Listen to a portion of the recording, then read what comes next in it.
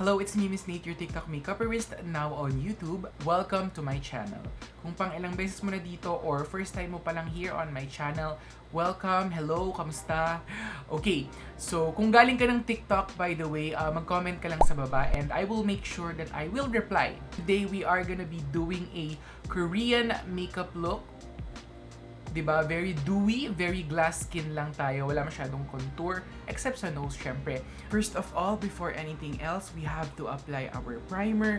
Today, we are using the CANMAKE Mermaid Gel. This is available in Watson's or SM department store for around, I think, mga 650 or 700. This is a good primer for a Korean look because it's very dewy. Very radiant siya, hindi siya masyadong nakaka-matte. You guys see kung paano siya parang radiant lang, di ba? Most primers nagma-mattify sila. But this one, it's very radiant, very dewy, bagay dun sa look na gagawin natin today. And very good thing about it is may kapit siya. Medyo sticky yung feeling, which is good because gusto nating kumapit yung foundation na gagamitin natin. Alright? So, moving on to the next step, gagamit po tayo ng foundation. The foundation that we are gonna be using today is Makeup Forever Ultra HD Foundation. So, this foundation, it's very nice kung gusto mo ng sheer coverage. Malabnaw siya compared to other foundations. And I really like it din for yung mga ganitong look na, alam niyo yung fresh lang, skin lang. This is the foundation that I try to use whenever ganun yung peg for the shoot or the event of my client. So remember, you always have to shake your foundation before you actually use them. Importante yan, guys, para maganda talaga yung color payoff ng mga foundation niya. Alright, so for this foundation, we are gonna mix it. Let me show you. So lalagay ko siya sa isang stainless steel na spatula. So lalagay ko siya sa isang stainless steel na palette. So we're gonna use the lighter shade. Okay, a little more. And then, lalagyan natin ng kaunti nitong medyo mas dark kasi masyadong maputito para sa akin.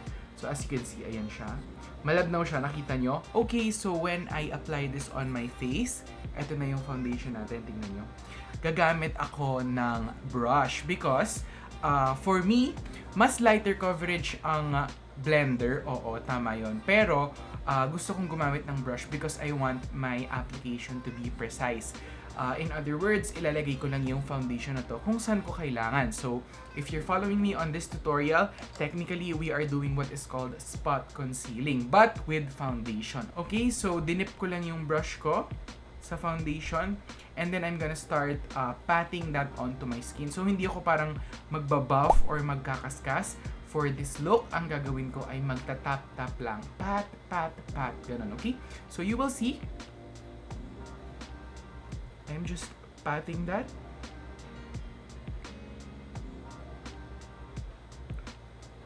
Oh, see? Pat-pat lang tayo hanggang maging blended siya. And, of course, we have to consider the coverage also. Hindi pwedeng blended lang siya basta. Kailangan covered din yung mga kailangan mong i-cover. So, I'm focusing on my under eye area. And then, just blending the edges. I'm not gonna use any buffing motions. Ang gagawin lang natin ay tap, tap, tap to blend the edges of where I put that foundation. Already, you can see how much that brightened my left under eye. So, compared to the right, see?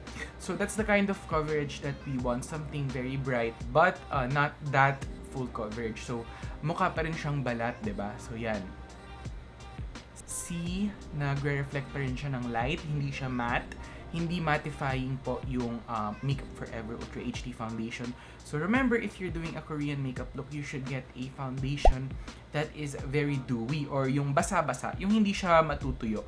Let me give an example of natutuyong foundation. Estee Lauder Double Wear, Fenty Beauty, yan yung mga foundation na nagmamatte. So, you cannot use that if you are going for a Korean look. I would really advise na humanap kayo or gumamit kayo ng foundation na very wet. Ibig sabihin, hindi siya natutuyo. Okay? So, I'm just gonna be doing the other eye. Let's fast forward this.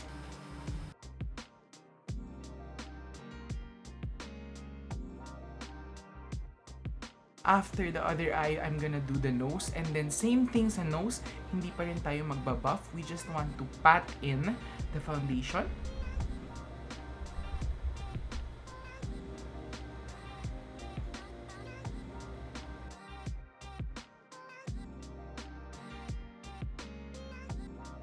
Alright, if you're doing yung mga look na skin lang, a very important area na malagyan mo ng foundation is this area or etong side ng nose. Kasi kung pansinin nyo, almost all people have a little bit of redness dyan. So medyo mapula. So yan yung kailangan natin i-cover para talagang magmukhang clear yung balat natin, di ba? Especially for this Korean look. Okay, so lalagay lang tayo dyan. Pat, pat, pat. Again, still using patting motions.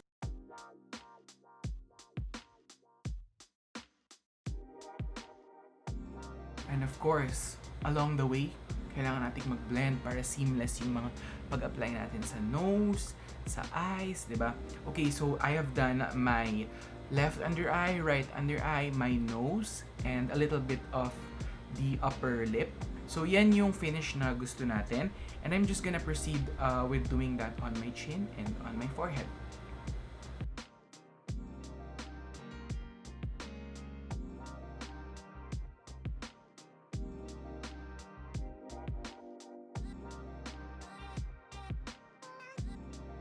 Alright, so this is my foundation. Almost done, but I really want to point out and talk about an important step when you're doing Korean makeup. When you're doing Korean makeup, naglalagay po sila ng foundation sa mata. So as you can see, medyo dark. Kita po yung definition, parang may shadow sa mata ko. So when you're doing Korean makeup, we have to make that look clean. Alam niyo yun, lilinisin natin using foundation lang din naman. Same thing as we use on our face, but you will see the effect.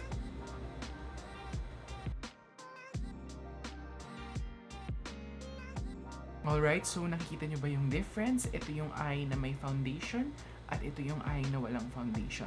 So for Korean makeup, you should always put a little bit of foundation on your eyes kasi mas nakakatulong siya to give that super glowy, glassy skin and parang whole face na super fresh lang that Koreans really want to achieve. So I'm gonna proceed with the other eye.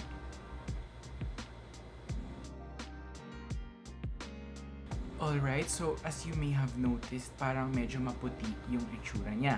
Bear with me because sa Koreans, ganun talaga yung finish ng makeup nila. And to get the look as accurate as possible, pinatian ko ng konti yung foundation natin today. I want you to see then the effect kapag nag-blush on na ako. Medyo mag-iiba yung itsura natin. Magpipink tayo. Okay? So, the next step after putting on your foundation is a little bit of concealer only talaga where you need it. Kasi kanina, nag-spot conceal na tayo using foundation and then whatever was left on our brush, yun yung kinalat natin on the rest of our face, diba? So, ngayon, yung gagawin natin is spot conceal talaga. Okay? So, using the NARS Radiant Creamy Concealer, ilalagay lang tayo ng konti. Only where I need it. Corners of my mouth. And dito. Okay, and then ito na yung concealer ko. Onti lang talaga. And then we're gonna blend that out.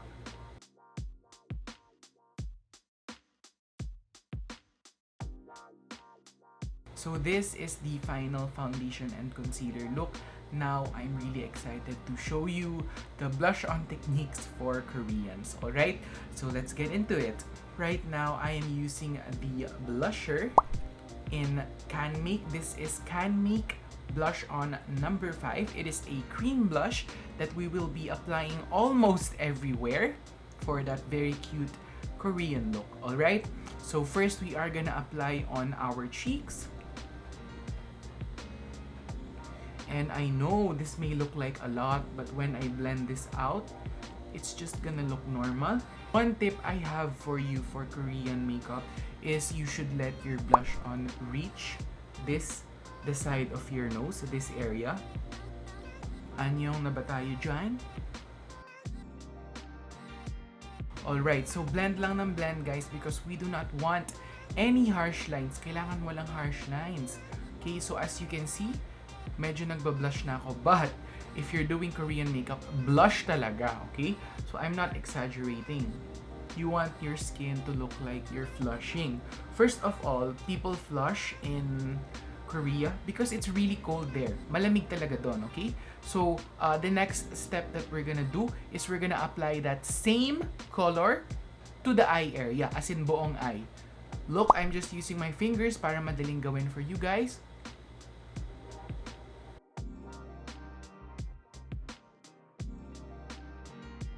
Oops. Gumalaw yung contact lens ko. Okay? So, we're applying that to the eyes as well.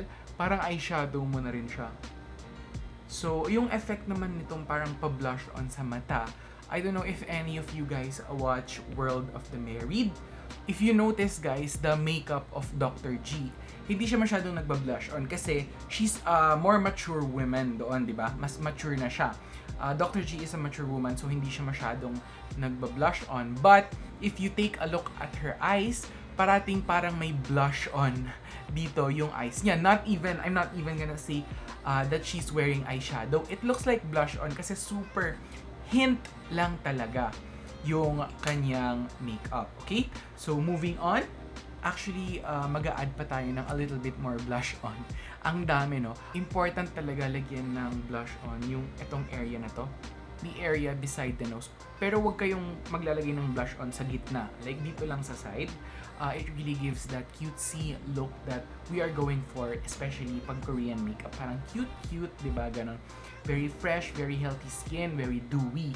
Basang-basa, okay? So, up until now, we haven't used any powders. So, gagamit na po tayo ng powder. When you are doing Korean makeup, I suggest you don't use a translucent setting powder.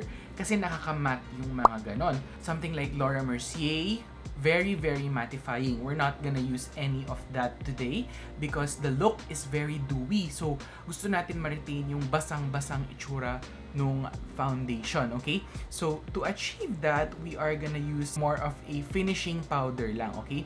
So, when I say finishing powder, parang mix siya ng highlighter and setting powder.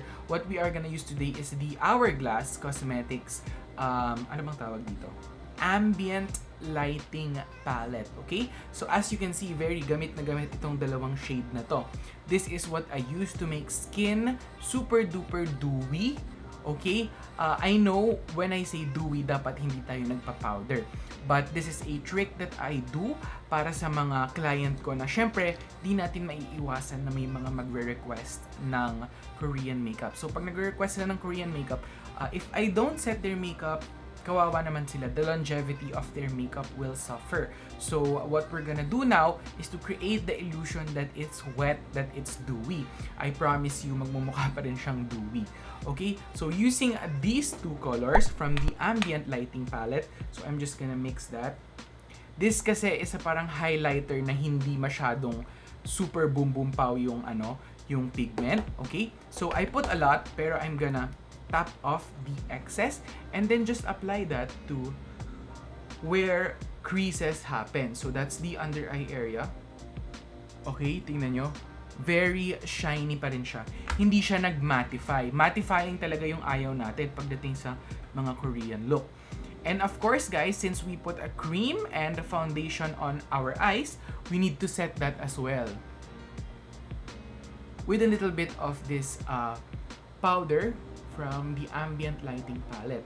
Very, very radiant pa rin yung dating natin. We are gonna add even more radiance and parang dewiness pagkabasa later on after we finish the eye. So when it comes to Korean look, since we already put blusher on our eyelids, we're just gonna add a little bit of shadow. Yung effect is maputi yung mukha mo, nagbablush yung skin mo, tapos yung eyes mo, super onting eyeshadow lang because you don't want it to take away from the fact na yung main event is the dewy skin, diba? Alright, so we are gonna take some super light brown shadow, parang pa-orange na nga siya. Something like this, okay? Hindi ko alam kung kita niyo yan. Super brown lang siya. brown na pa-orange, pa-peach nga din. Ang daming color, okay? So we are just gonna parang blend that using a fluffy brush. We don't have to be precise because we just want it to be a wash of color, okay? So ganyan-ganyan lang mga siyas.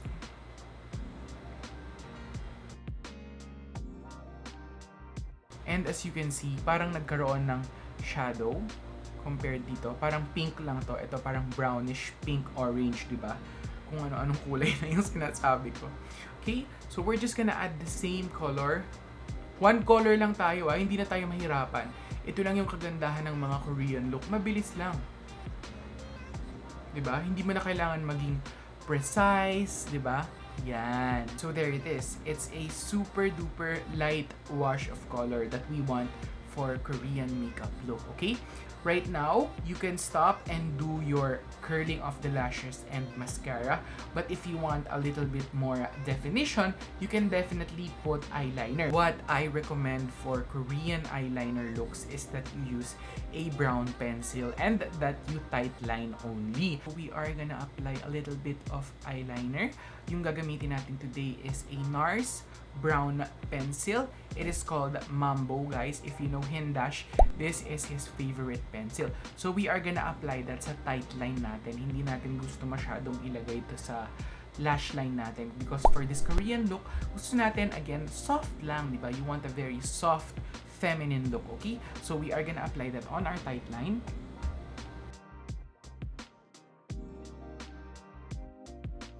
So the illusion that it gives is that this area is a little bit more defined, which we want for our Korean look, diba?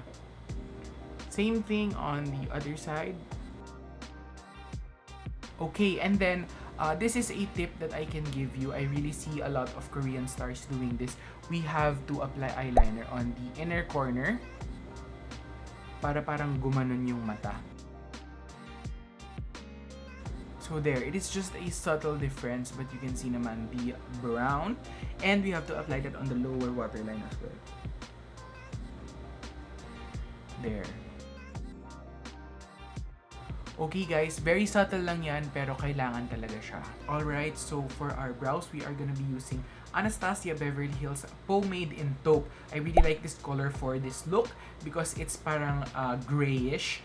Korean brows kasi, it's very, ang mas describe ko is straight siya. And we don't want it to be super tapang. That's why we're not using a brown or a black. We're using parang a light grayish brown. So you will see later the effect. I really love colors like this. It's taupe. Alright, so for Korean brows, hindi sila mahilig dun sa mga parang hair strokes. They really want medyo buo na pa-straight. So that's what we're gonna try to achieve now. So I'm trying to cancel the arch of my brow and make it straighter. This is the pinaka-straight na kaya ng brow ko because it's microbladed. But as you can see, we are trying to create a straight brow by canceling the arch. So medyo nakaganon yung brows ko. So parang dinidiretso ko lang siyang gano'n. Okay, anyway, if you're gonna do this at home, just remember, tignan niyo yung mga kilay ng mga nasa K-drama. Pahaba silang gano'n, diretso. Kasi sa American culture, gusto nila yung arch na gano'n. Sa Korean, gusto nila mabait, pa-diretso na gano'n. Okay? We are gonna be doing the other brow. Okay, so ito na yung brows natin. Hindi din ako gagamit ng brow gel. Kasi pag gumamit tayo ng brow gel, as I said, magkakaroon siya ng buhok-buhok na ganon. And Koreans, they don't really wanna emphasize or they don't really have the brow hairs for that kind of look. Kaya I guess yung nagiging itsura ng kilay nila is a parang buo siya na ganon na straight, okay? But very feminine, very light lang din sila magkilay. So now we are gonna curl our lashes and add mascara. Pero in Korean looks kasi, hindi sila masyadong nagfo-falsies. So we're not gonna do that as well.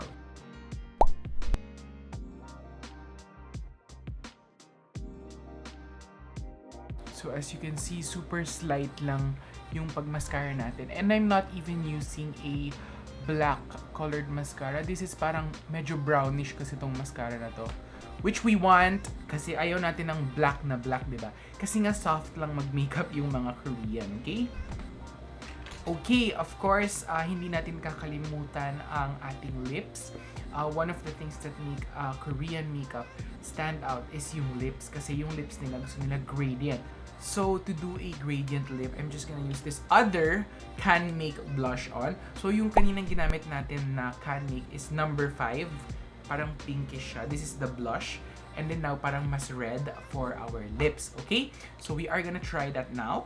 Just using my fingers as well para madali lang.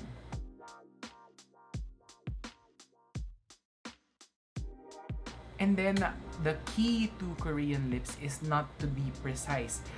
Alam ko, pag parang mga Western yung peg nagde-lip liner pa, hindi siya masyadong uso sa Korea. Yung uso sa Korea is it's a soft gradient. And lumalagpas pa nga siya actually sa lips mo. Okay lang na lumagpas siya sa natural lip line mo because you're gonna put concealer naman anyway. And it really adds to the naturalness, diba? Okay, gawin natin ha. Okay, so we're gonna add a little bit of red lipstick. Sa gitna lang guys, sa gitna lang natin ilalagay. Kasi nga we want to create a gradient.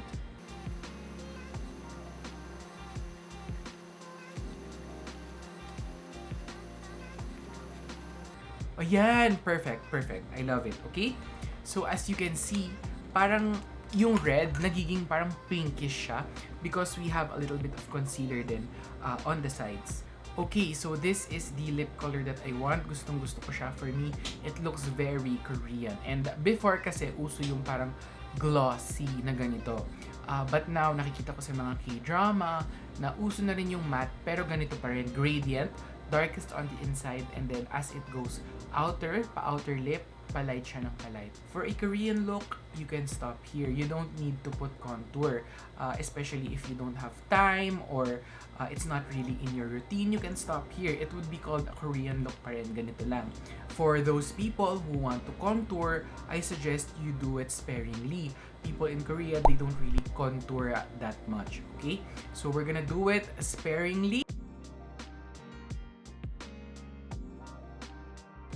Ganun lang kaonte.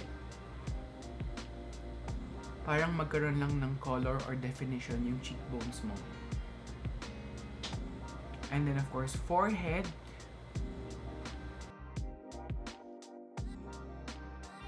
And if you have extra time or you like doing this, you can do your nose contour as well.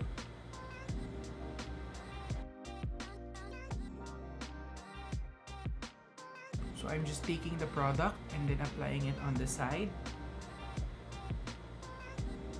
And then not taking it all the way up, just patting. And then whatever's left on my brush, yun yung iaakyat natin. Okay, look at that subtle nose contour. Muntikan ko na siyang makalimutan actually. Okay, at this point, we are gonna make our look a little bit more dewier. I suggest using a liquid highlight, pero make sure na maganda yung quality because, di ba, hindi masyadong set yung foundation natin. So, kung lagyan mo siya ng liquid on top, may chance na mag-break yung foundation. A better thing to do, I suggest, is to take a cream foundation. So, right now, I'm using the Beauty Torche Lumiere. So, this is what it looks like. It's a cream highlighter. I'm just gonna take that on my finger. Just apply on the high points of my face. So I recommend using a liquid or a cream highlighter in place of the usual powder highlighter because powder highlighter, even though it will highlight the skin, it will take away from the dewiness of the skin because even if it is a highlighter, may talc pa rin yun, and it will take away from the dewiness of the skin. That's why I prefer using a cream or a liquid highlighter when it comes to these types of looks where you want the skin to be really glassy or dewy. And then we're gonna add a little bit to highlight our nose bridge. So here we have it, a very glowy, very dewy Korean makeup look. But if you want to go the extra step para magbukang basang-basa yung face mo, you need to put a little bit of facial mist, setting spray, whatever you have. But make sure that it's not mattifying kasi merong mga setting spray that their effect talaga is to stop the shine on your face. So make sure na hindi ganun yung setting spray mo. Okay, so we're just gonna spray a little bit. I am using the Pixie Vitamin Makeup Mist. Okay, so look how dewy my skin is. I really would call this a Korean makeup look. So there we have it. Ito na ang ating Korean dewy-dewy, basa-basa, parang cake look. So if ever that you decide to try this tutorial, please let me know in the comments below. If you enjoyed this video or if you learned something today, don't forget to support me by liking this video, commenting, subscribing to my channel, or click nyo na rin yung bell, tapos click nyo yung all para ma-notify kayo whenever I upload a new video. Maraming salamat po for watching my video today. I hope you have a good day. Thank you so much for watching.